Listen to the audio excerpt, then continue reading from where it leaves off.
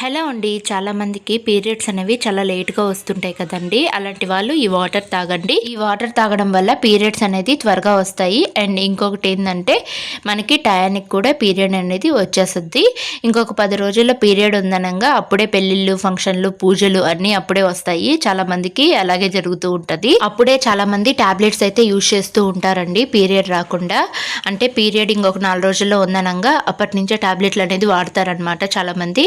అలా వాడడం వల్ల గర్భసంచి దెబ్బతినే అవకాశం అయితే ఉంటుందండి. ఇంకొక 10 రోజుల్లో మీకు పీరియడ్ ఉంది అనంగా మీరు ఒక 2 డేస్ అయితే పొరగడుపున ఇలా కానీ వాటర్ తాగారంటే మీకు పీరియడ్ అనేది వచ్చేస్తుంది. ఒక బౌల్ తీసుకునేసి అందులోకి ఒక గ్లాస్ వాటర్ వేసుకున్న తర్వాత ఒక 2 టేబుల్ స్పూన్లు వాముని కచ్చపచ్చగా దంచుకొని వేసుకొని కొద్దిగా బెల్లాన్ని కూడా వేసుకునేసి బాగా మరగనిచ్చి గ్లాసులోకి తేరు పట్టుకొని తాగితే పీరియడ్ అనేది వచ్చేస్తుందండి. పొరగడుపున 2 డేస్ తాగండి. వీడియో నచ్చితే లైక్ చేసి ఫాలో చేయండి.